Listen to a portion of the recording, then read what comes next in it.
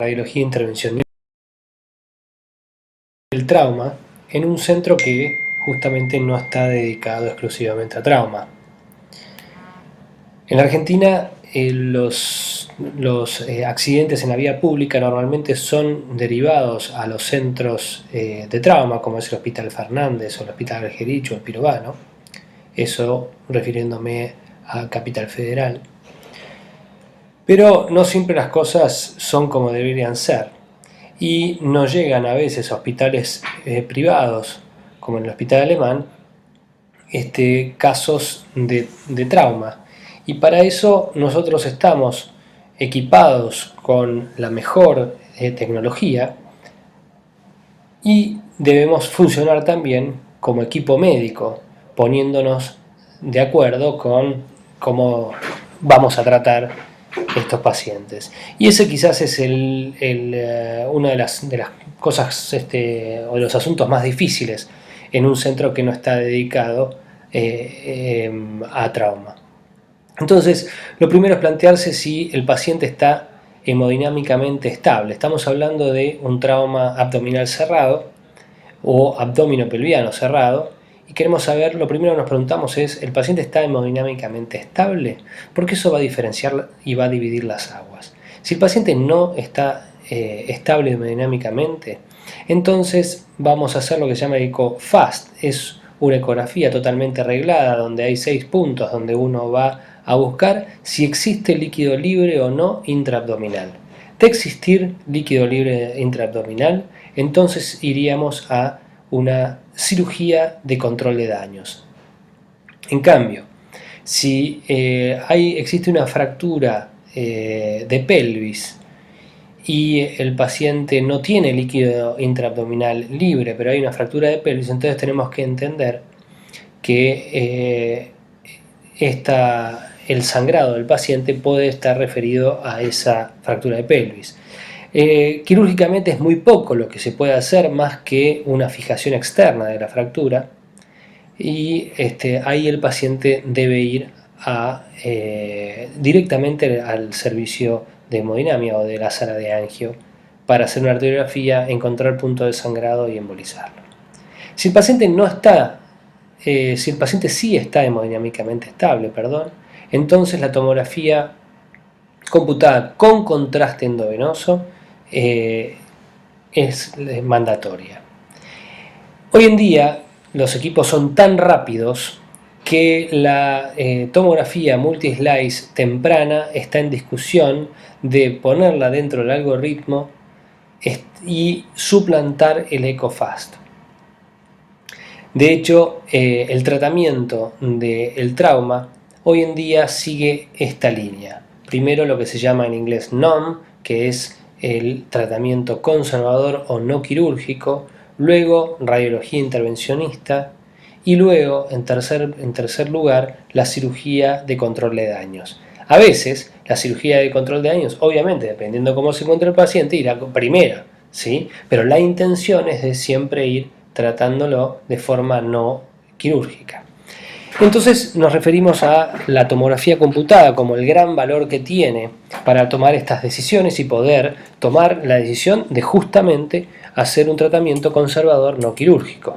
Y acá tenemos un ejemplo en donde estamos viendo que podemos decir que este paciente estaba estable hemodinámicamente, se hizo la tomografía computada y encontramos que no existen importantes hematomas subcapsulares esplénicos, pero hay 2 lesiones que están marcadas con flecha que corresponden a sangrados activos o pseudoaneurismas, sangrados contenidos, y que eso sí es una amenaza de un sangrado en un segundo tiempo. Entonces, ese paciente debe ir a hemodinamia y embolizarlo para estar tranquilos de que vamos a poder hacer un tratamiento conservador sin riesgos.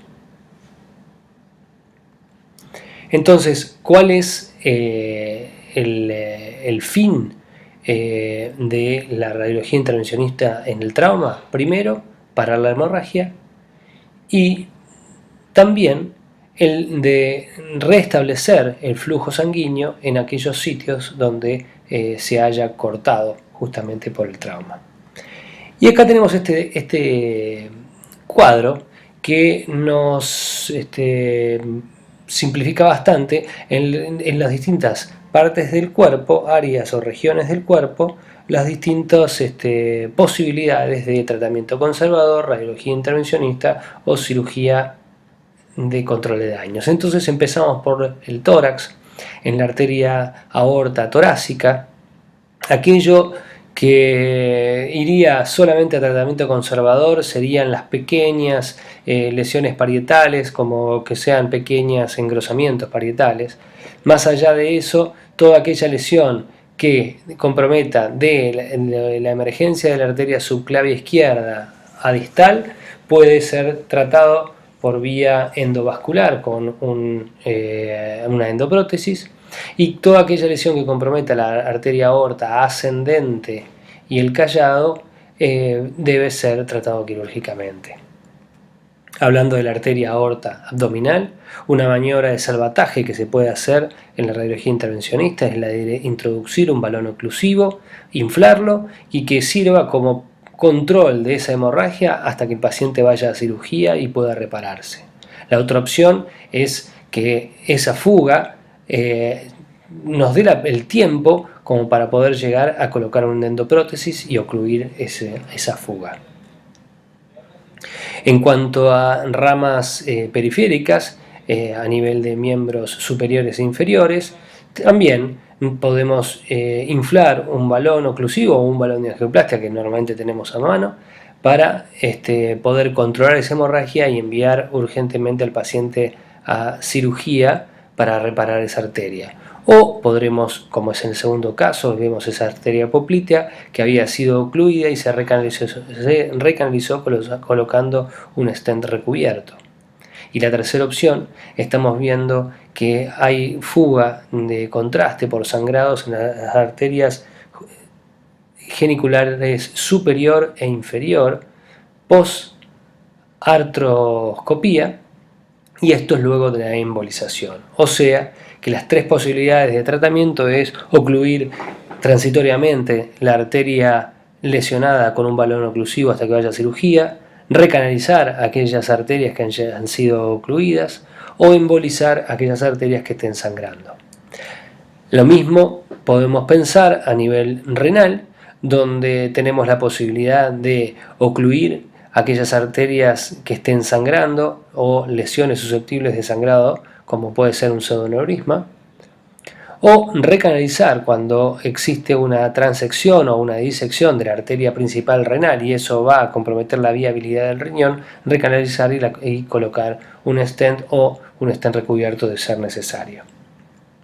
Es importante que hay un cambio de concepto, que existen las clasificaciones en las que hablan de los distintos grados de compromiso por parte del trauma, tanto a nivel esplénico como hepático, y en el que se definen dependiendo de la profundidad de las laceraciones o de la jerarquía o el tamaño de los hematomas subcapsulares.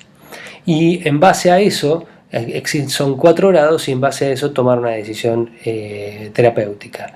A esos grados hay que agregarle la visualización en estudio en la tomografía computada de lesiones que pueden ser amenaza de sangrado. Porque esos son pacientes que independientemente del grado de compromiso por parte de laceraciones o de una hematoma subcapsular, si yo encuentro que existe esa lesión, voy a embolizarlo porque sé que eso va a ser una amenaza en segundo tiempo. Y es lo que estamos viendo acá a nivel esplénico, en que vemos en la primera foto, en la tomografía, esta fuga de contraste. En la segunda foto, en la angiografía, vemos que son pseudoneurismas esplénicos, y la tercera lo vemos posembolización. La misma cosa estamos viendo a nivel hepático. Esta es una laceración hepática con un hematoma subcapsular muy grande. Todo eso se podría tratar de forma conservadora, a no ser por la imagen hiperdensa que estamos viendo dentro de la laceración esplénica, que corresponde a un pseudoneurisma o fuga de contraste. ¿Sí? En la siguiente foto vemos en la angiografía que evidentemente era una fuga de contraste y eso era un sangrado activo. Al ocluirlo, con histoacril, por eso lo vemos hiperdenso espontáneamente en la tomografía de control al mes, donde vemos que el hematoma subcapsular se reabsorbió, quedando una pequeña imagen redondeada líquida, y la laceración tiene esa imagen hiperdensa espontáneamente en su interior, que es la marca del histoacril. Entonces vamos a la pelvis, y la pelvis, el papel de la radiología intervencionista es fundamental, porque el control de las hemorragias a nivel pelviano, como dijimos antes, a nivel quirúrgico es muy difícil.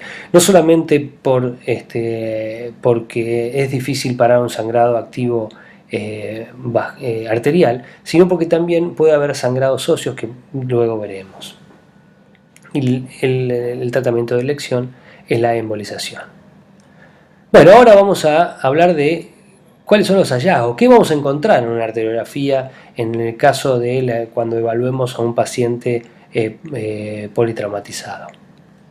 Lo primero es el sangrado activo o la fuga del material de contraste. Vemos la imagen ahí debajo que vemos cómo hay un jet de contraste que fuga a través de un orificio en la arteria hepática común. En esta imagen estamos viendo que hay un sangrado activo hepático. ¿Y cómo lo describimos o cómo lo diferenciamos? Ustedes fíjense que lo normal en la anatomía es que las arterias vayan afinándose a nivel periférico. Pero estamos viendo ahí vemos en la flecha amarilla, en el centro entre dos ramas normales, vemos una imagen que es amorfa, que es mucho más ancha que sus vecinas, ¿sí? Y que no sigue ese patrón afinándose, y entonces ahí podemos decir que eso es una anomalía y que hay un sangrado activo a nivel, en este caso, hepático. Este otro ejemplo, estamos viendo en la primera imagen que está teñida toda la arteria, esa es una rama glútea, y estamos viendo que está teñida toda la arteria y que ahí en la flecha marca una pequeña mancha de contraste, le llamamos mancha porque luego en la fase un poco más tardía, donde se ve que el tronco principal de la arteria ya no está teñida y ya va a dejar lugar a la opacificación de las venas, sigue esa mancha porque es una extravasación de contraste y no tiene posibilidad de lavar, porque está en el espacio extravascular. Ese es el hallazgo clásico de un sangrado activo, angiográficamente. Otra tipo de hallazgo o lesión que podemos encontrar son los pseudoaneurismas. La definición de pseudoaneurisma es un sangrado contenido por los tejidos circundantes. O sea que no tiene una pared real, sino que es una pseudo pared de ese aneurisma. Y evidentemente esto es una amenaza muy importante a que pueda romperse y deje de estar contenido ese sangrado para que haya una examinación aguda. Para esto la tomografía computada y la ecografía son muy buenos, son muy buenos métodos. Estamos viendo en esta ecografía donde vemos el signo típico del yin-yang y en la primera imagen, en la flecha amarilla, vemos cómo está ese pseudoaneurisma donde hay un área de mayor densidad que es el volcado del contraste y el halo hipodenso que es el trombo mural. Este es un caso de un herido de bala, en el que la bala había atravesado el canal raquídeo de derecha a izquierda y la flecha amarilla está marcando un pseudoaneurisma paravertebral que en el corte coronal se ve muy bien. Fíjense lo bien que se ve en tomografía computada, cómo se ve bien opacificado y qué poca traducción tiene en la angiografía, donde la nutrición de sangre, digamos, o de contraste en este caso, es a través de una arteria muy fina y entonces la opacificación es muy mala, ¿sí? El otro hallazgo sería la fístula arteriovenosa. Fístula arteriovenosa traumática es la comunicación de una arteria con una vena. Sabemos que la arteria es un sistema de alta presión y la vena de baja presión. Entonces siempre va a pasar del sistema de alta al de baja, o sea, de la arteria hacia la vena. El hallazgo angiográfico típico es la opacificación simultánea de la arteria y la vena. El otro hallazgo angiográfico sería la oclusión abrupta de una arteria. Y acá estamos viendo cómo una arteria subclavia, en realidad axilar, está con bordes bien netos y con muy poca circulación colateral. Estamos hablando de una transección arterial aguda. Bueno, ¿cuál va a ser la estrategia que vamos a adoptar para el tratamiento de estas lesiones vasculares? Lo primero que nos tenemos que preguntar es si esta rama o este vaso es un vaso vital. ¿A qué me refiero que sea vital? Obviamente todos son vitales, pero la pregunta es si es un tronco principal que está nutriendo, por ejemplo, un miembro, y que la oclusión de esa arteria comprometería la viabilidad del miembro. Pero en otros casos podrían ser ramas que pueden perfectamente por colaterales suplir ese riego sanguíneo, entonces digamos que son sacrificables, ¿sí? Entonces, si es una arteria no vital o una arteria sacrificable, entonces vamos a pensar en la embolización. La embolización es la oclusión de ese vaso. Y para eso tenemos todo un armamento, ¿sí? Que empezamos desde los coils, que son esos ruleros metálicos con pelitos que son pelitos hemostáticos. Tenemos los plugs o unplatzers, que son unos dispositivos metálicos que se liberan para arterias de gran calibre. Usamos también el espongostán, que es una esponja hemostática que ven en el diagrama como nosotros la cortamos en cuadraditos bien chiquititos y eso se mezcla con contraste y solución fisiológica y se inyecta dentro de una arteria. Lo que tiene de bueno el espongostán es que es una oclusión transitoria. Aproximadamente a las 2 semanas se repermeabiliza esa arteria. Luego por debajo tenemos ahí que vemos las partículas de polivinilcol que vienen en distintos tamaños. En ese ejemplo dice 300, que son 300 micras, y lo que van a hacer, van a viajar hasta llegar a una arteria donde ya no pueden navegar por el diámetro, y ahí se van a enclavar y van a ocluir esa arteria.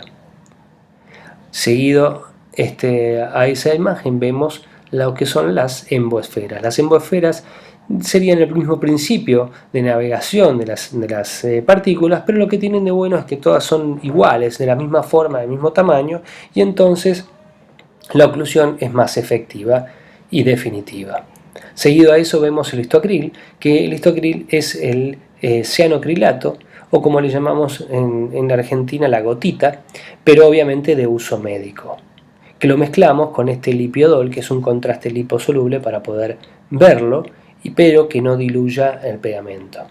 Y lo siguiente es la trombina, que la trombina lo que va a hacer es estimular la coagulación del sector donde inyectemos. Bueno, y acá tenemos un ejemplo de una arteria no vital, que es la arteria femoral profunda. Este es un paciente donde se ve en la imagen de la derecha, porque es sin sustracción, se ve la bala, había sido herido de bala, y utilizando coils logramos ocluirlo sin comprometer la viabilidad del miembro. Entonces vamos a qué pasa si la arteria sí es vital, o sea que debemos dejar permeable su luz. Tenemos diferentes tácticas. Podemos meternos directamente en la fuga y ocluir esa fuga, como se ve en la primera foto, que están metiendo coils dentro de un aneurisma. Acá sería un pseudoneurisma. Eso es muy peligroso, un pseudoneurisma, porque en el transcurso de la liberación de esos coils se puede romper el pseudoneurisma.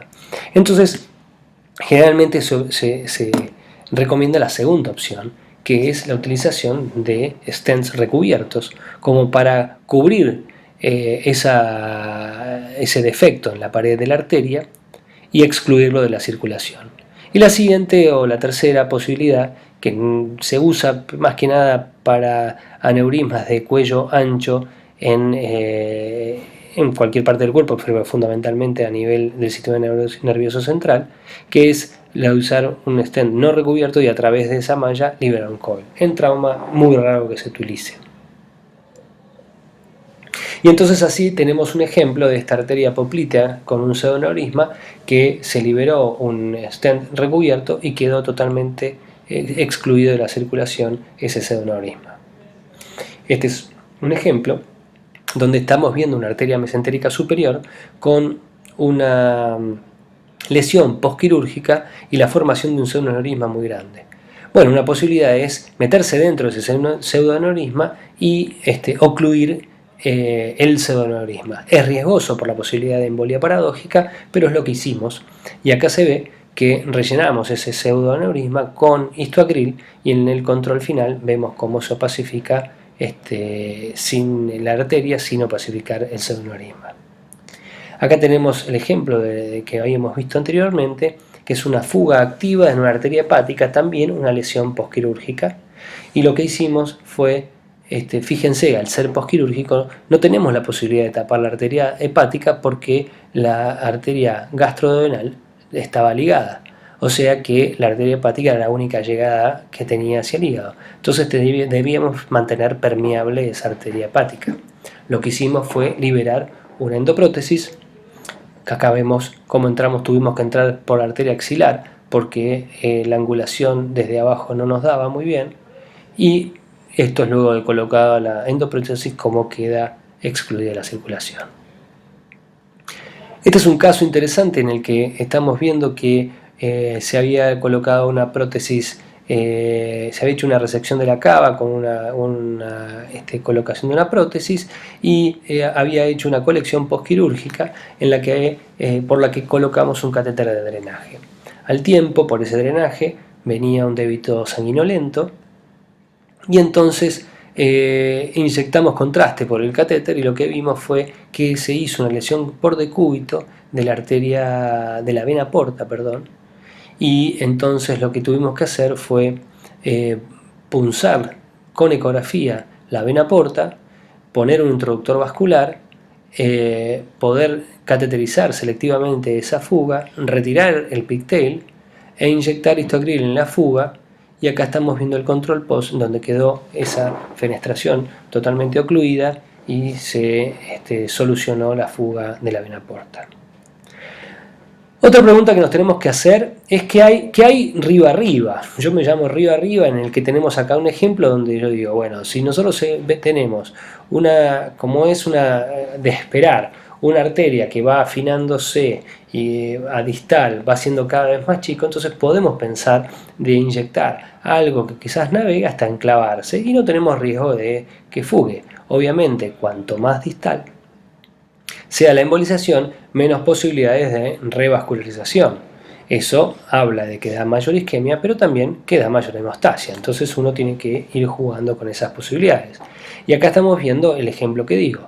Si nosotros tenemos esa pequeña fuga que ya habíamos visto antes, para poder llegar ahí nosotros sabemos que lo que nosotros liberemos va a viajar hasta enclavarse y no tenemos riesgo de que se nos escape. Podríamos cateterizar selectivamente y embolizar con esferas o partículas, ¿sí? Ahí estamos viendo, marcando la fuga.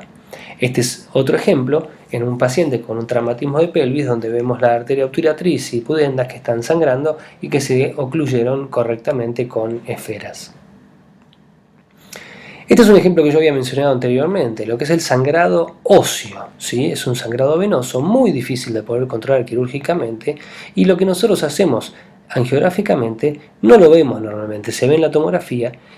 Acá, por ejemplo, sí lo vimos en esta arteriografía donde vemos en la primera fase, es una fase arterial donde no vemos nada, vemos arterias normales y luego estamos en un tiempo venoso donde sí vemos que hay pequeñas fugas.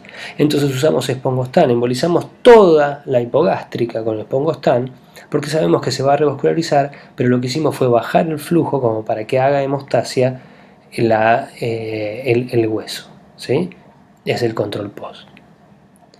Hay un tema técnico cuando nosotros embolizamos, cuando ocluimos una arteria, que es que nosotros tenemos que pensar que tenemos que evitar la revascularización por colaterales de esa fuga.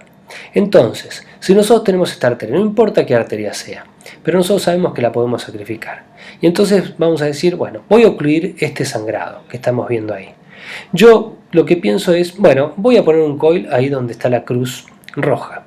Esto es un error. ¿Por qué? Porque dejo lo que se llama el back door open, o se deja la puerta trasera abierta. O sea, por colaterales puede perfectamente revascularizar ese sangrado. Entonces yo voy a haber embolizado a ese paciente, no voy a haber ocluido, resuelto el problema, porque de forma retrógrada puede volver a vascularizarse ese sangrado. Y no solamente no solucioné el problema, sino que después no voy a poder volver a entrar porque yo tape eso con coils, por ejemplo. Entonces, ¿qué es lo que debemos hacer? Tapar la puerta trasera y la puerta delantera. Poner o un coil ahí, otro en otro lado, o directamente coils que cubran completamente toda esa fuga. Una tercera posibilidad, como vimos antes, sería DIR, cateterizar y tapar directamente esa fuga.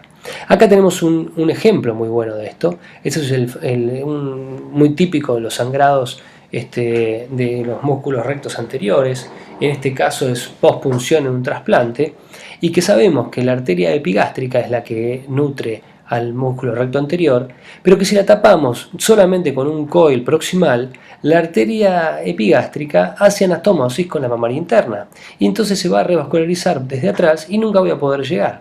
Entonces lo que hay que hacer es tapar la puerta trasera y delantera, como estamos viendo acá.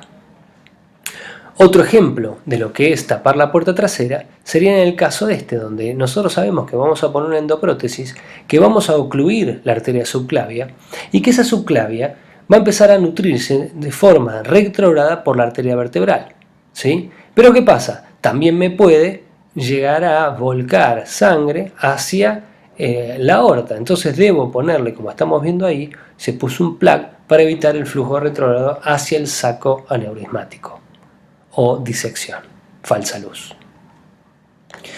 Bueno, ¿qué pasa si río arriba tenemos esto? Un lugar que tiene mayor flujo que la arteria donde yo estoy parado. Bueno, entonces tengo que pensar que cualquier cosa que yo libere, tengo el riesgo de que se me escape. Entonces obviamente no le voy a poner sustancias líquidas o particuladas, sino que voy a usar o un plug o un coil.